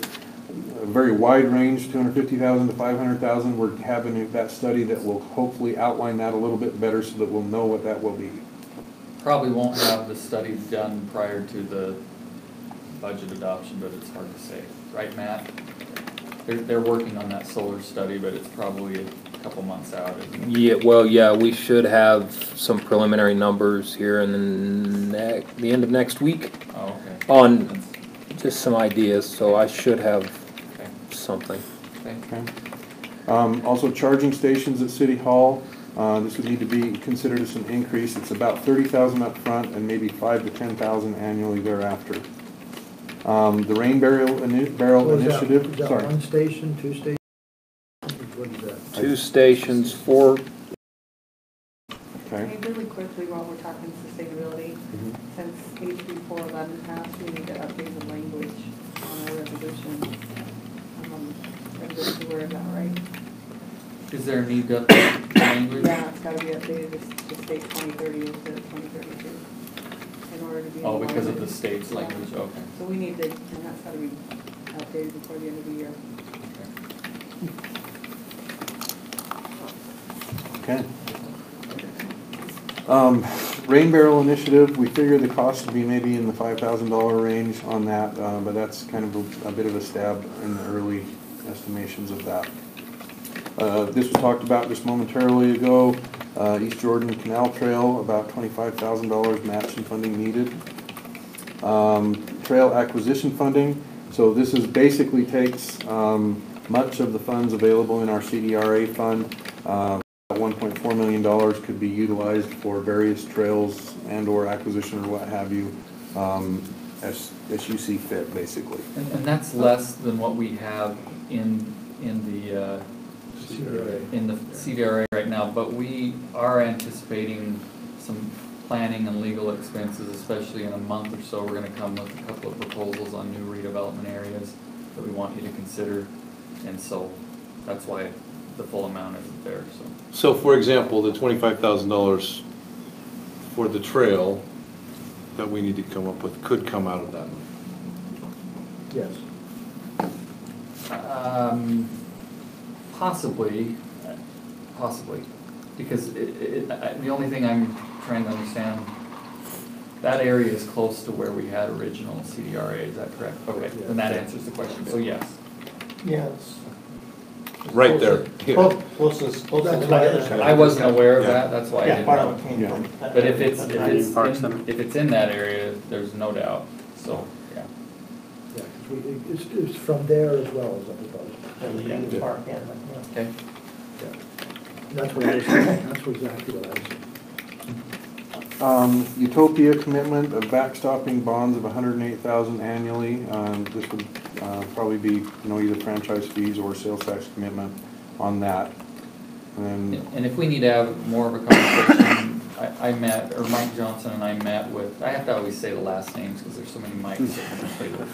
But we met with them and have a better understanding from a staff perspective. I know you met with them as well on what it would take, but it would be fairly, there would be some risk involved with what we would have to backstop on that, so definitely a lot more discussion would need to occur. And at this time, I probably wouldn't recommend it, just based on that risk, so. General plan funding, if we wanted to fund the full general plan out of this next budget year, it would be about $100,000. We would recommend waiting one more year and trying to get the grant. We're gonna be meeting with them next week, this week, to see what we can do to improve our application and potentially get the funding next week. That would mean we make no significant progress on the general fund. General plan, excuse me. This year. Can't get any one of the words. Other than if you, Depends on other what than the if you intern does. fund the housing study, it's a piece of the general plan that would be started and begun. Well, aren't we required to do that study this year? We have to do a report. Yeah. We could, yeah, we don't have to do a full update, but we could do a report. But the study is a portion of the general It plan is. that needs to occur, and we could start into that. It's just important to me to say that that was one of our highest priorities Yeah. for the year, and make no progress on Well, and I it. think that's, you just made an important point, is to bring back our priority Yeah. list and see how this applies to some of that. We can be prepared to talk about that next, at our next meeting. Otherwise, we'll start cherry picking things, yeah. Yeah. The next item is dog park acquisition and development. So based on some county estimates of other dog park development, it's about $750,000 per acre to develop a dog park. That does not count the acquisition costs. So we're saying anywhere between $750,000 to $1.5 million for development. Acquisition's not factored into that. Did you say that's per acre? $750,000 per acre. So our estimate would be for a 1 to 2 acre dog park. Is that the golden sidewalks, remember?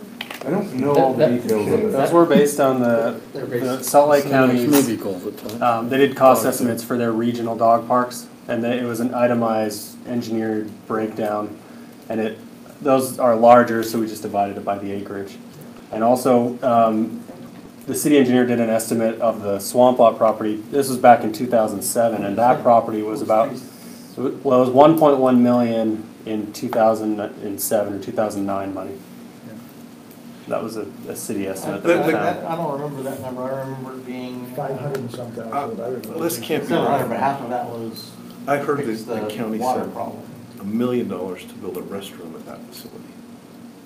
A what? A restroom at that Well- swamp lot location, which to me Yeah, that I don't. casts some pretty serious doubt on the whole projection, because it's not $1 million. And we took out, there were some costs in the county's estimates that included restrooms and things like that, and we took those out. Because, yeah, the restroom for the county ones was $250,000, they had some $30,000 pavilions. We removed that, so we tried to hit the estimate at just a cost, a land development cost. Okay. So, other proposed budget reductions, and these are here for your consideration, but not recommended by the city manager. The first one is the new planning technician, $60,000 could be removed, and we would need to increase funding for the interns. So the overall cost savings would be $40,000 if this was implemented.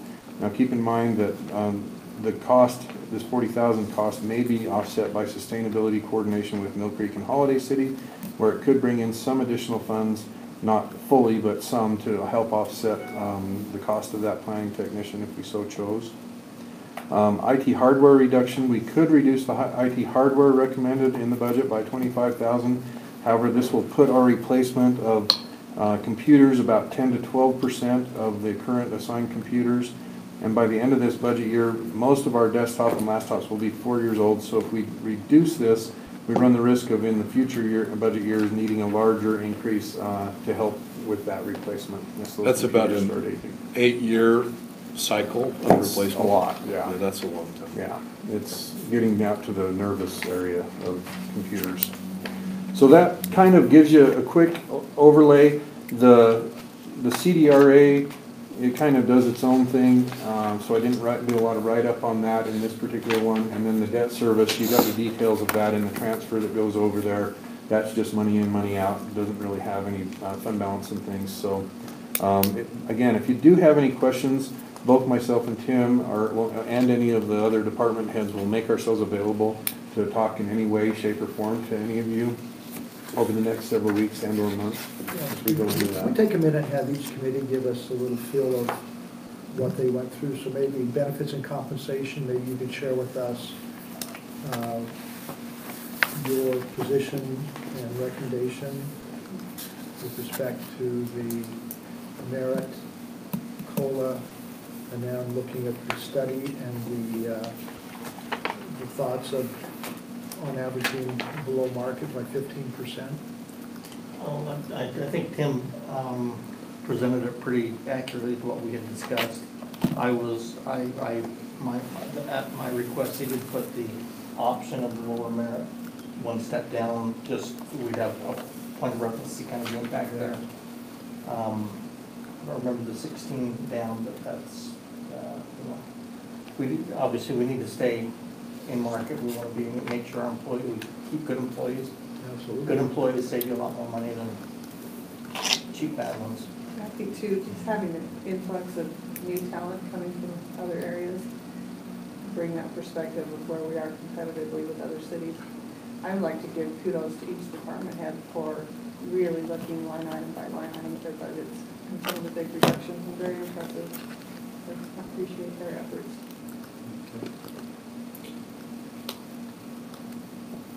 This is a simple math question, but when you have 3 steps and you eliminate one of them, shouldn't that eliminate a third of the cost?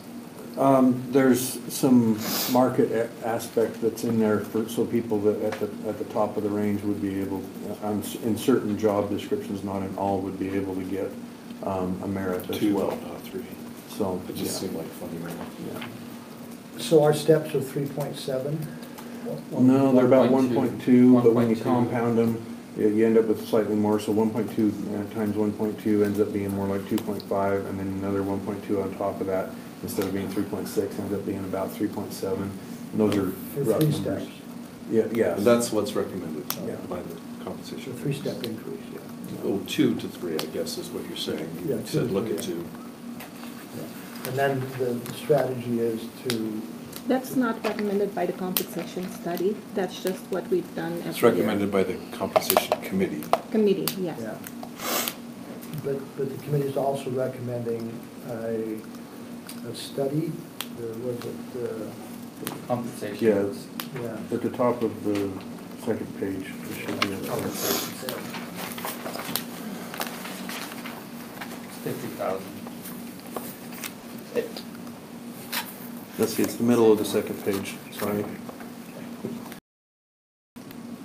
August, and hopefully have it concluded by just after, or right before the first of the year, or right after the first of the year, in preparation for this upcoming, or the next budget cycle, is what we would look at.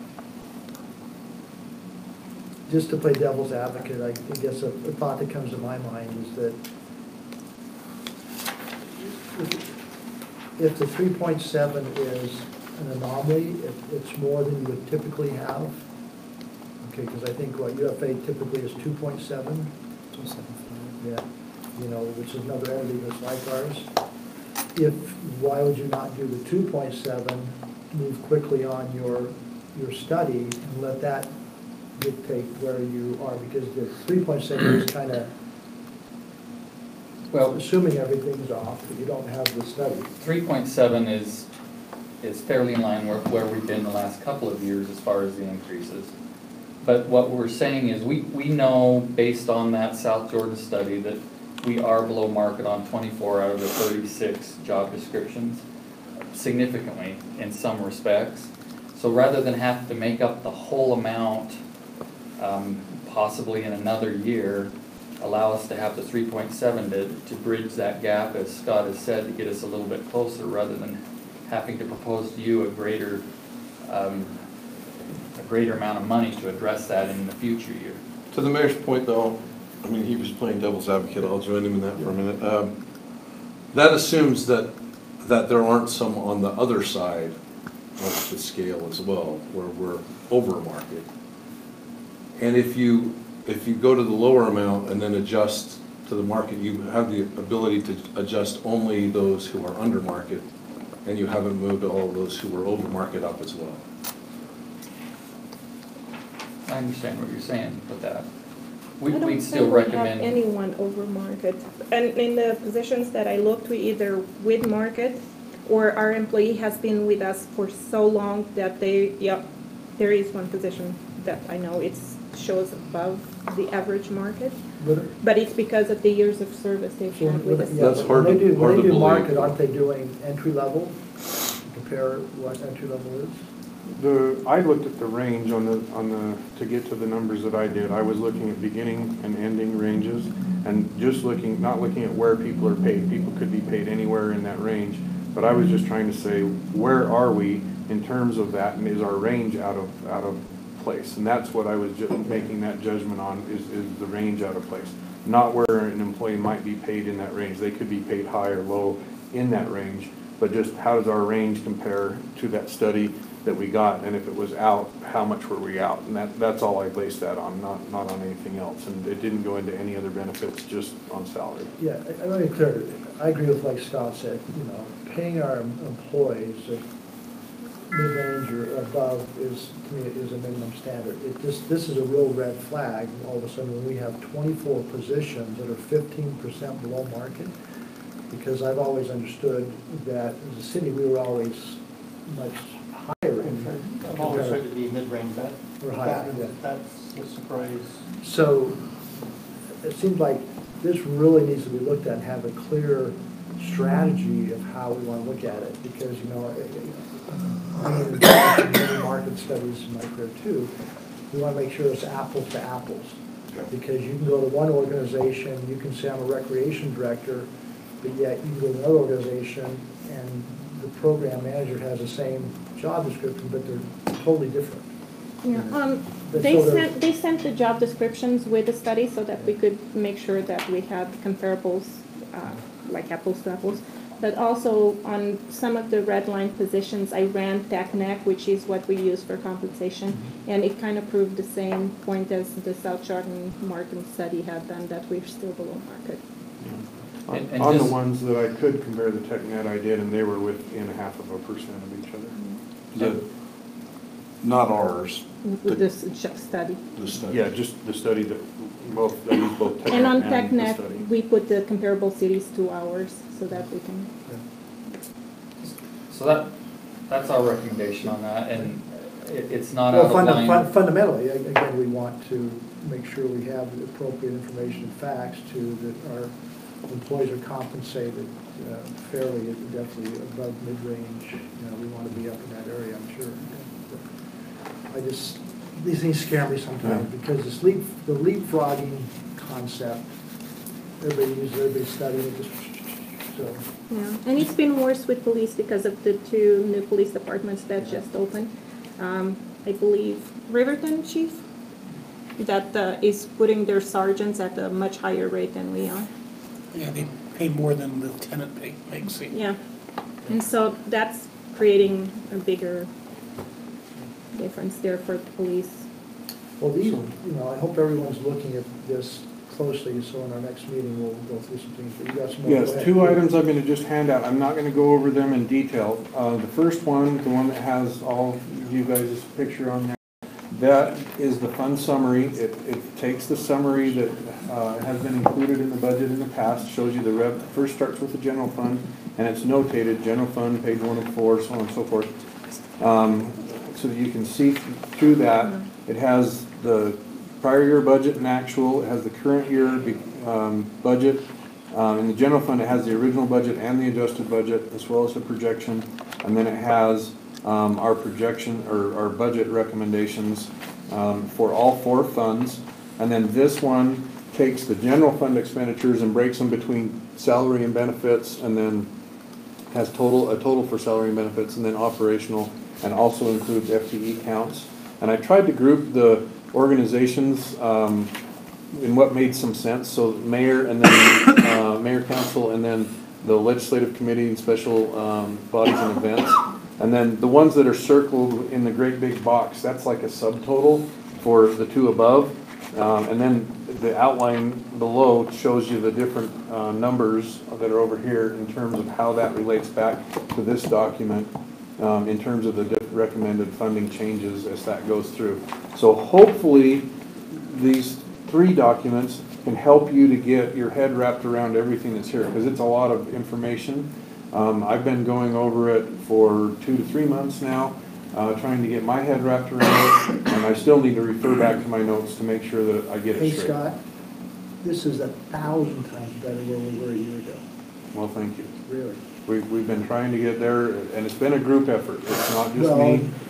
Literally everybody, all department heads, Tim and myself have been included in this, trying to get you as much information, but also in an organized manner as we possibly can. So, That You've document, been that- one person instead of three, too.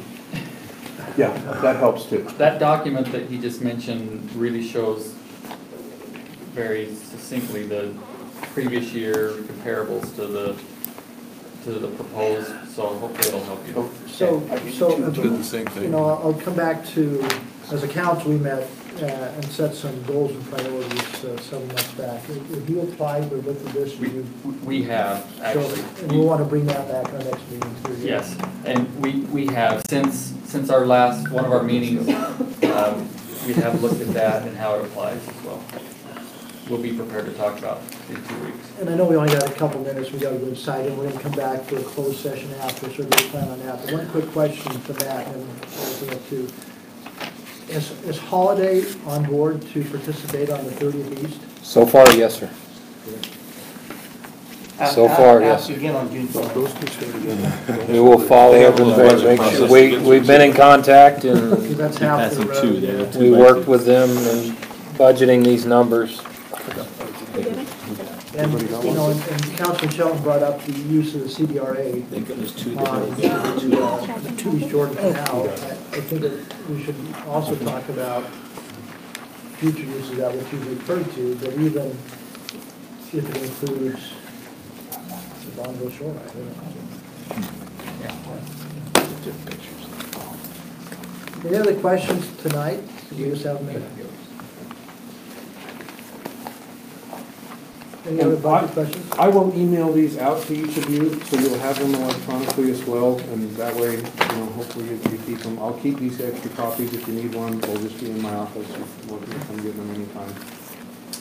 The other hot point in this real quickly, and I'll just put it out now, I know we'll talk about more too, is engineering. With Brad Gilson proposed that Gilson engineering contract be eliminated and we bring the engineering in-house.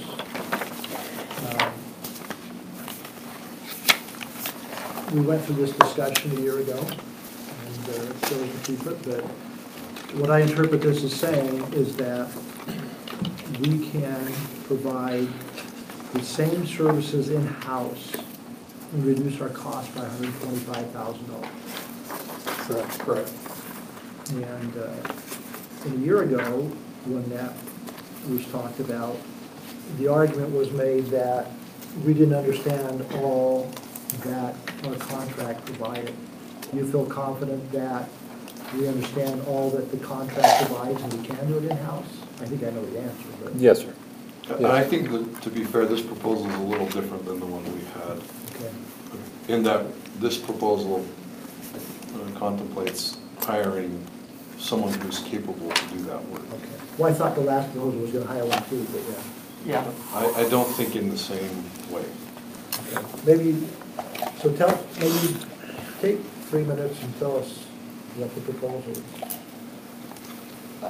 I can do it. I'll turn it over to Tim on this one. So we. Is it under you? It Correct, is. yes. But the proposal is to, as we said, eliminate the contract and provide an in-house senior engineer to do the day-to-day work that we have Gilson Engineering do. In addition to Gilson Engineering's work, there's also another portion of the allocation in the budget that requires for design and other technical expertise that's not part of their core budget. And so we feel like that this engineering position can cover the plan review and the core engineering work, working in conjunction with Matt to cover our needs for an in-city engineer. And then we'll still have the funding to do the design work and we'll bid that out. But we feel like both of these elements of the proposal still keeps us at the standards that we want to be at regarding engineering services. How much are we spending on that design stuff? Or what's that in the current budget? I think it's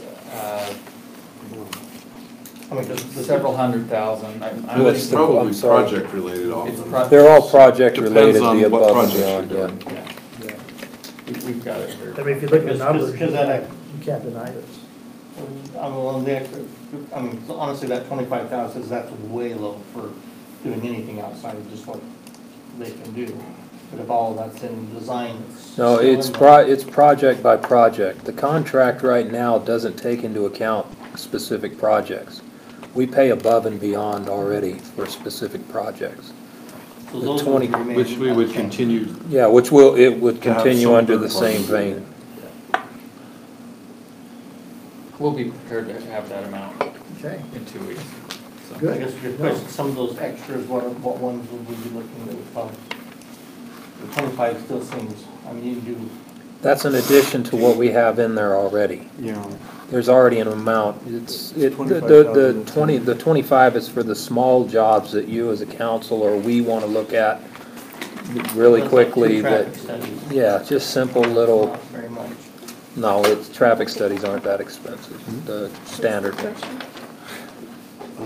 If you want to get deep and dark, yeah, they can be. They probably go in the capital budget. Yeah, if it goes to that level, then you're talking capital projects, which are a whole different ballgame. They're a whole different level. They're not in those contracts, project specific.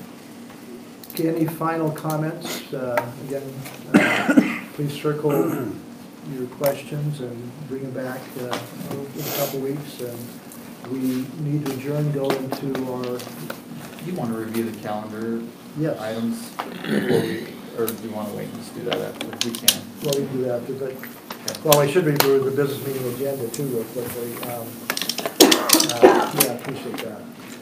So we have a proclamation that we're going to read and ask you to approve in our business meeting. I'll just call for a motion of approval and a second.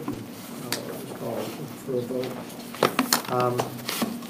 We have Shelley Meekin here, who's from the Family Support Center, who's going to talk about Child Abuse Awareness Month and the proclamation referring to that. Take some citizen comments. We have two action items. One is on the 1.5 million for the Bonneville shoreline, and the other is on the car team accident reconstruction process, which we've talked about. That's the only two action items we have, so we should be back in here in about 30 minutes unless there's a lot of people who want to talk. Then we'll have You can never 30 guess. minutes. then we'll have a closed session on the other side and review the calendar at that time. We'll be here Need a motion tomorrow. to, Planning commission. I'm not, I'm going to Texas tomorrow If we're morning. coming back. I'll give you that one. That's a separate one. Sure. Texas. Texas. Our daughter and her family live in Dallas. So are we not coming back for any more work sessions, just closed Becky's session? off on spring break, so we. Nice. Or should I leave the equipment out? Is there much happening tomorrow night? no, just closed session. 3 rezoned Just hearings. close it, okay, I'll shut this down, thank you. Two, Just hearings. well,